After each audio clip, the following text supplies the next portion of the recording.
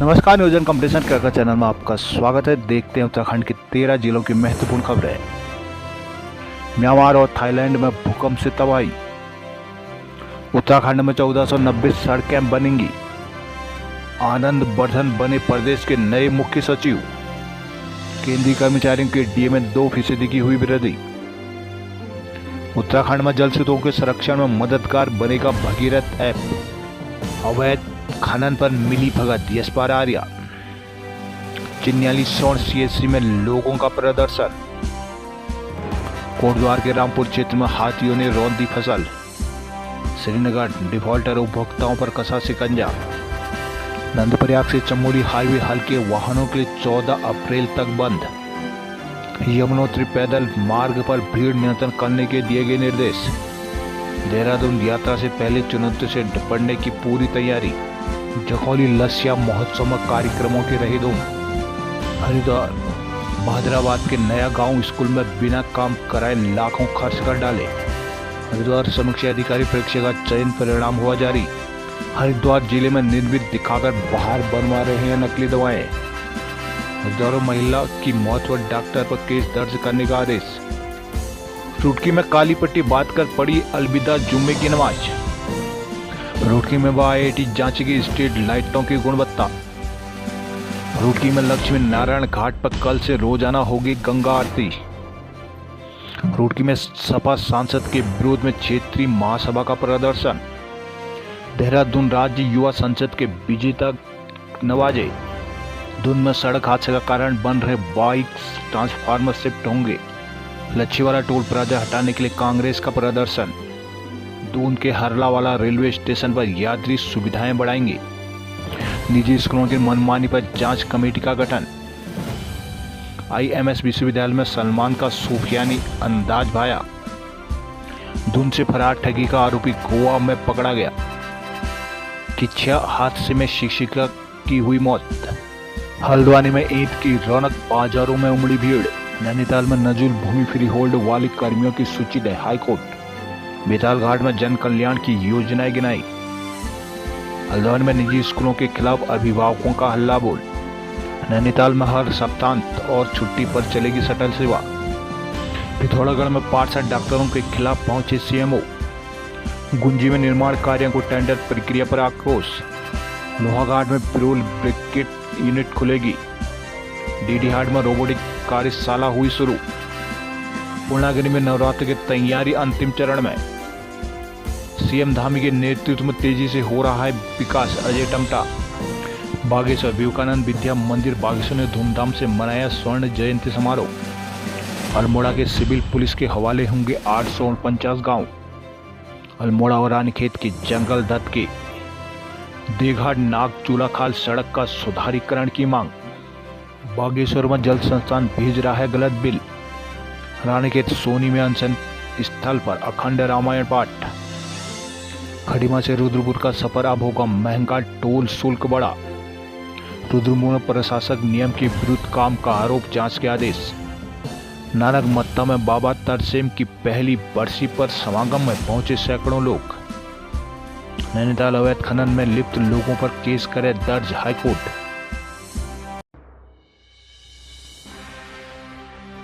Myanmar में शुक्रवार को आए शक्तिशाली भूकंप ने भारी तबाही मचाई। 7.7 तीव्रता और 6.4 तीव्रता वाले लगातार 2 भूकंपों के झटकों से अब तक 144 लोगों की मौत हो गई, जबकि 730 लोग घायल हैं। म्यांमार के जुंटा प्रमुख मिन हांग हायुंग ने कहा कि मरने वालों की संख्या बढ़ने की संभावना है। उन्होंने विदेशी सहायता की भी अपील की है। भूकंप का असर थाईलैंड की राजधानी बैंकॉक में भी रहा है, जहां 30 मंजिला निर्माणाधीन इमारत ढहने से 3 लोगों की मौत हुई है, वहीं 90 लोग लापता हैं। 2001 में भारत के गुजरात स्थित भुज शहर में 7.7 तीव्रता का भूकंप आया था, जिसमें से 13,000 से अधिक लोगों की मौत हो गई थी। रिपोर्ट के मुताबिक दोपहर 12 बजे के करीब के मध्य म्यांमार में सबसे पहले 7.7 तीव्रता का भूकंप आया। कुछ देर बाद मांडले शहर के बाद 6.4 तीव्रता का शक्तिशाली झटका महसूस किया गया। कंपन इतनी जबरदस्त थी कि म्यांमार से थाईलैंड, भारत, बांग्लादेश और चीन देशों में भी इसके झटके महसूस किए गए। अमेरिकी भूवैज्ञानिक सर्वेक्षण और जर्मनी के GFZ भूविज्ञान केंद्र ने बताया कि भूकंप का केंद्र मध्यांतर म्यांमार है। यहाँ सागायांग से 16 किलोमीटर उत्तर पश्चिम में, यहाँ 10 किलोमीटर 2 मील की गहराई में रिएक्टर पैमाने में 7.7 तीव्रता का भूकंप आया है। वहीं 12 मिनट बाद मांडली में 6.4 तीव्रता का दूसरा भूकंप आया। रिपोर्ट के अनुसार भूकंप के झटके इतने तेज थे कि बैंकॉक में ऊंची इमारतों की छतों पर बने स्विमिंग पूल का पानी बाहर आ गया तथा कई इमारतों से मलबा गिरने लगा। प्रदेश में 250 लोगों तक की आबादी वाली बसावटों को बारहमासी सड़क ऑल वेदर रोड से जोड़ने का काम जल्द शुरू होगा। प्रधानमंत्री ग्रामीण सड़क योजना के तहत केंद्र सरकार ने चौथे चरण की गाइडलाइन जारी कर दी है। इस गाइडलाइन के अनुरूप उत्तराखंड में ग्राम विकास विभाग ने 8,750 किलोमीटर लंबी 1490 सड़कों के निर्माण के सर्वे कर लिया है। विभागीय सचिव राधिका झा ने इस संबंध में शुक्रवार को बताया कि सर्वे पूरा हो चुका है। अब सड़कों के डीपीआर बनाकर मंजूरी के लिए केंद्र को भेजेंगी। सड़कों के साथ जरूरत के लिए अनुसार पुलिया, कॉजवे व पुल भी बनवाए जाएंगे। झा ने कहा कि गाइडलाइन के मुताबिक आबादी का निर्धारण राजस्व गांव में पंचायत के आधार पर नहीं बल्कि तय दायरे में आबादी को जोड़कर होगा। उत्तराखंड में 150 किलोमीटर के दायरे में मौजूदा बसावटों को जोड़कर आबादी का निर्धारण किया जाएगा। वहीं अंतर्राष्ट्रीय सीमा से सटे इलाकों में 10 किलोमीटर के दायरे में मौजूद बसावटों को जोड़कर आबादी तय होगी। सरकार ने वरिष्ठ IAS अफसर और अपर मुख्य सचिव आनंद वर्धन को मुख्य सचिव नियुक्त कर दिया है। मुख्यमंत्री पुष्कर धामी की मंजूरी मिलने के बाद कार्मिक विभाग ने शुक्रवार को इस आशय का आदेश जारी कर लिया है। वर्धन 1 अप्रैल को विधिवत रूप से कार्यभार संभालेंगे। मुख्य सचिव नियुक्त होने के तत्काल बाद आनंद वर्धन ने सीएम आवास पहुंचकर मुख्यमंत्री से भेंट की। निवर्तमान मुख्य सचिव राधा रतूड़ी 31 मार्च को रिटायर होने जा रही है। यूं तो उनका रिटायरमेंट मार्च 2024 में था, लेकिन सरकार की तरफ से उन्हें 6 माह के 2 बार सेवा विस्तार दिया गया। राधा रतूड़ी ने मुख्य सूचना आयुक्त के लिए आवेदन किया है। माना जा रहा है कि इस पद पर उनकी नियुक्ति हो सकती है। मुख्यमंत्री आवास स्थित मुख्य सेवक सदन में शुक्रवार को मुख्यमंत्री पुष्कर धामी ने धारा मेरा नौला मेरा गांव मेरा प्रयास मेरा पर आधारित भगीरथी मोबाइल ऐप का शुभारंभ किया है। इस ऐप के माध्यम से लोग अपने क्षेत्र के संकटग्रस्त जल स्रोतों की जानकारी साझा कर सकेंगे। ऐप के माध्यम से चिन्हित स्रोतों का सरकार पुनर्नवीनीकरण की दिशा में काम करेगी। मुख्य सेवक सदन में जल संरक्षण अभियान 2025 के तहत एक कार्य दिवसीय कार्यशाला का आयोजन किया गया था। सीएम धामी ने जल संरक्षण अभियान 2025 से जुड़े ब्रोशर का विमोचन किया। कहा कि प्रदेश के जल स्रोतों, नौलों, धाराओं तथा वर्षा आधारित नदियों का संरक्षण करने के उद्देश्य से spring and river rejuvenation authority सारा का गठन किया गया है। सारा ने पिछले साल विभिन्न विभागों के माध्यम से प्रदेश के लगभग 6500 से अधिक जल स्रोतों के संरक्षण को उपचार कर काम किया है। प्रदेश की नदियों को पुनर्जीवित करने के अपने प्रथम चरण में तकनीकी वैज्ञानिक दृष्टिकोण के आधार पर नयार, सोंग, उत्तर वाहिनी, सिपरा एवं गौड़ी नदी के उपचार को IIT NIH रुड़की के सहयोग से विस्तृत परियोजना रिपोर्ट भी तैयार की जा रही है। चिन्यालीसवां सामुदायिक स्वास्थ्य केंद्र की बदहाल व्यवस्थाओं के खिलाफ शुक्रवार को स्थानीय ग्रामीणों जनप्रतिनिधियों ने प्रदर्शन किया। अस्पताल में रिक्त विशेषज्ञ चिकित्सकों के पदों, रेडियोलॉजिस्ट और पैथोलॉजिस्ट की कमी के साथ आपातकालीन चिकित्सा सेवा को सुदृढ़ करने की मांग को लेकर लोगों ने CHA के बाहर अनिश्चितकालीन धरना शुरू कर दिया। प्रदर्शनकारियों ने चेतावनी दी कि यदि 15 दिन के अंदर उनकी समस्याओं का समाधान नहीं किया गया तो उग्र आंदोलन करने के लिए मजबूर होंगे। स्थानीय लोगों और जनप्रतिनिधियों ने CHC में पिछले साल से रिक्त 5 विशेषज्ञ चिकित्सकों के पदों, 3 साल से खाली चल रहे पैथोलॉजिस्ट पद और 2021 से रिक्त रेडियोलॉजिस्ट के पद को भरने की मांग की है। प्रदर्शनकारियों का आरोप है अस्पताल में आवश्यक चिकित्सकीय सेवाएं न होने के कारण मरीजों को बार बार अन्य हायर सेंटर रेफर किया जाता है। बद्रीनाथ हाईवे पर नंदप्रयाग और चमोली के बीच 14 अप्रैल तक हल्के वाहनों के लिए यात्रा पूरी तरह से प्रतिबंधित रहेगा। इस दौरान हल्के वाहनों को नंदप्रयाग से सैकोट कोठियाल सैंड सड़क पर डाइवर्ट किया गया है। जिला प्रशासन ने बद्रीनाथ हाईवे के नंदप्रयाग भूस्खलन क्षेत्र के उपचार के लिए यह निर्णय लिया है। प्रभारी जिलाधिकारी RK पांडे ने बताया कि आगामी चारधाम यात्रा को सुचारू सुलभ बनाने के लिए नंदप्रयाग भूस्खलन क्षेत्र में मलबा हटाया जाएगा। इसलिए इस मैदान दौरान बद्रीनाथ हाईवे पर नंदप्रयाग और चमोली के बीच 14 अप्रैल तक हल्के वाहनों के लिए यातायात प्रतिबंधित रहेगा। बताया कि भारी वाहनों के लिए प्रातः 5 से 8 बजे, दोपहर 1 से 2 बजे और रात्रि 6 से 9 बजे तक आवाजाही की अनुमति दी गई है। हरिद्वार में नकली दवा बाहर बन रही है, लेकिन इसे फर्जी तौर से हरिद्वार का नाम लिखा जा रहा है। डीएम कमित सिंह के साथ शुक्रवार को बैठक में ड्रग इंस्पेक्टर ने यह जानकारी दी। डीएम ने इस बात की फर्जी कंपनी और गोदाम के खिलाफ कार्रवाई के आदेश दिए हैं। डीएम कमित सिंह ने साइकोट्रोपिक्स और नारकोटिक दवाइयों के उत्पादन से संबंधित कंपनियों की जांच के निर्देश दिए हैं। उन्होंने कहा कि फार्मा के क्षेत्र में जिले का नाम बदनाम ना हो, इसलिए कागजों में चल रही फर्जी गोदामों और कंपनियों के विरुद्ध तेजी से अभियान चलाया जाए। डीएम कमित सिंह ने NIC सभागार में बैठक लेते हुए CO सदर, सीनियर ड्रग इंस्पेक्टर तथा महाप्रबंधक उद्योग की 3 सदस्यीय वाली संयुक्त टीम का गठन किया है, जो सभी संबंधित कंपनियों की जाँच करेगी। उन्होंने निर्देश दिए कि सूचनाओं के त्वरित आदान प्रदान हेतु व्हाट्सएप ग्रुप बनाया जाए और कंपनियों के परचेज ऑर्डर पुलिस विभाग के साथ साझा किए जाए। उन्होंने स्पष्ट निर्देश दिए कि ड्रग का डायवर्जन न हो, निर्धारित कोटे और क्षमता से अधिक किसी भी कंपनी के साइकोट्रोपिक तथा नारकोटिक और आदि प्रोडक्ट की सप्लाई न हो तक किसी भी दिशा में फर्जी खरीद फरोख्त न हो। इसलिए नियम विरुद्ध कार्य करने वालों के खिलाफ सख्त से सख्त कानूनी कार्रवाई करने के निर्देश दिए गए हैं।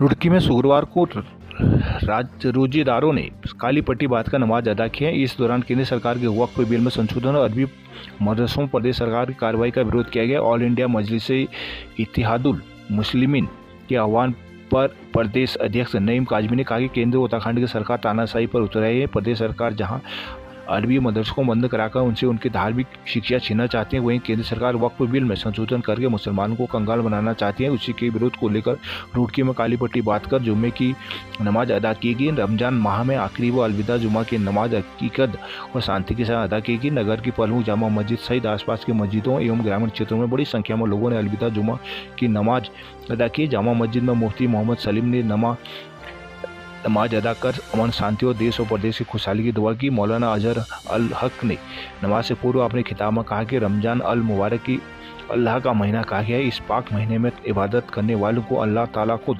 इनाम देंगे।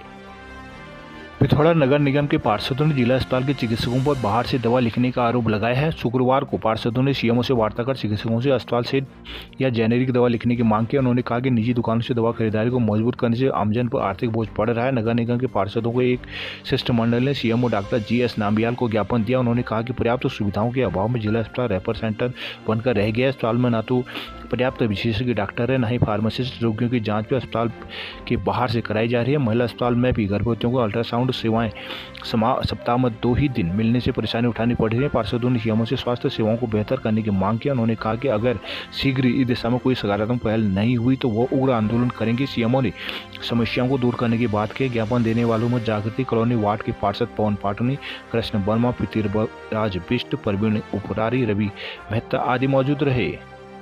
प्रदेश सरकार के 3 साल पूरे होने पर आयोजित बहुउद्देशीय शिविर में बड़ी संख्या में लोग पहुंचे। शुक्रवार को यहां आयोजित शिविर में विभागीय अधिकारियों ने बिजली, सड़क, पानी आदि समस्याएं विभागीय अधिकारियों के समक्ष रखी। विभागीय अधिकारियों ने कई समस्याओं का मौके पर समाधान भी किया। नगर के ब्यालपाटा मैदान में आयोजित बहुउद्देशीय शिविर का शुभारंभ मुख्य अतिथि विधायक फकीराम टमटा ने किया। इस दौरान उन्होंने शिविर का विधिवत शुभारंभ करते हुए कहा कि मुख्यमंत्री पुष्कर सिंह धामी के नेतृत्व में प्रदेश विकास की ओर अग्रसर है। उन्होंने सरकार के 3 वर्षों के दौरान किए गए विकास कार्यों को गिनाते हुए कहा कि आमजन से सरकार की जन कल्याणकारी योजनाओं का लाभ उठाने को कहा गया है। शिविर में विभिन्न गांवों से बड़ी संख्या में लोग पहुंचे। ग्रामीणों ने कहा कि जगह जगह बने विभागीय स्टॉल में अपनी समस्याएं रखें, जिन्हें अधिकारियों ने मौके पर निस्तारण किया। शिविर में कई लोगों ने जन्म, स्थायी विवाह आदि प्रमाण पत्र भी बनवाए। इससे पूर्व परियोजना निदेशक DRDO आशीष पुनेठा ने मुख्य अतिथि का स्वागत किया। संचालन किशन पाठक ने किया। ताकुला ब्लॉक के कलेत में वन पंचायत के जंगल में शुक्रवार को अज्ञात कारणों से आग लग गई। सूचना पर हंस फाउंडेशन के फायर फाइटर और वन कर्मी मौके पर पहुंचे। देर रात अग्निशमन विभाग की मदद से आग पर काबू पाया जा सका। तब तक जंगल को काफी नुकसान हो चुका था। जानकारी के मुताबिक कलेत के जंगल में आग की सूचना पर फायर फाइटर और वन विभाग के कर्मचारियों ने रेस्क्यू शुरू कर दिया था। आग की सूचना फायर ऐप के माध्यम से कंट्रोल रूम में दी गई। कुछ जगहों पर शाम करीब 5 बजे आग पर काबू पाया गया, लेकिन तेज हवाओं ने जगह जगह आग सुलगा दी। देखते ही देखते आग आबादी के क्षेत्र तक पहुंच गई थी। हालत बिगड़ते देख सूचना 112 पर दी गई, जिसके बाद फायर स्टेशन अल्मोड़ा से टीम भेजी गई। देर रात मुश्किल आग पर काबू पाया जा सका। आग बुझाने वालों में फायरमैन किशन सिंह, हरि अधिकारी, रवि, आर्या, मनीषा, निकिता शालदे। गांव को मोटर मार्ग से जोड़ने के लिए सरकार की ओर से सड़कों का निर्माण तो कर लिया गया, लेकिन घटिया गुणवत्ता और देखरेख के अभाव में अधिकांश सड़कें दुर्घटना का सबब बनी हुई है। ऐसे ही हाल एक और सड़क देघाट नागचूला खाल का है। लोगों ने शासन प्रशासन के सड़क की दशा सुधारने की मांग की है। प्रधानमंत्री ग्रामीण सड़क योजना के तहत वर्ष 2018-19 में सड़क का निर्माण किया गया। इस मोटर मार्ग के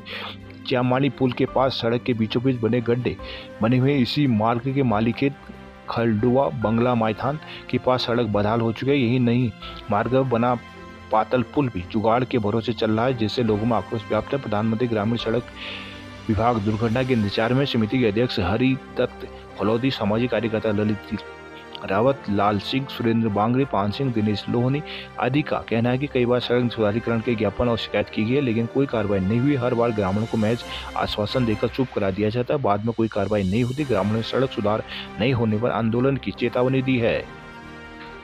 रानीखेत स्वर्गाश्रम विंसन महादेव मंदिर के समीपवर्ती क्षेत्र सोनी, देवली खेत और जालीखान में शराब की दुकानों के खिलाफ शुक्रवार को आंदोलनकारियों ने अखंड रामायण का पाठ किया, प्रसाद वितरित कर सरकार की बुद्धि शुद्धि की कामना की है। क्रमिक अनशन के दौरान वक्ताओं ने कहा कि ग्रामीणों के भारी विरोध के बावजूद सरकार ग्रामीण क्षेत्रों में शराब की दुकानें खोलने को आमादा है। ग्रामीण सरकार को इसके मंसूबों पर कामयाब नहीं होने देगी। कृषक बागवानी संगठन के महासचिव दीपक करगेती ने कहा कि क्षेत्रीय जनप्रतिनिधियों की शराब की दुकानें खोले जाने को लेकर चुप्पी समझ से परे है, जबकि शराब के खिलाफ ये लोग लंबा अभियान तक चला जा चुके हैं। कहा कि ग्रामीण महिलाएं खुद को ठगा महसूस कर रही है। ग्राम प्रशासक सोनी विक्रम उपाध्याय ने कहा कि सोनी देवलीखेत पवित्र बिनसर क्षेत्र है, जहां पवित्र नीति लाने की आवश्यकता थी। हिमांशु आर्या ने भी कहा कि सरकार को आड़े हाथों लिया। तरुण उपाध्याय आदि ने भी विचारक के समर्थन में क्षेत्र पंचायत सदस्य अमित पांडे, जगदीश उप्रेती, कैलाश उप्रेती, जिला पंचायत सदस्य शोभा रोतेला आदि भी मौजूद रहे।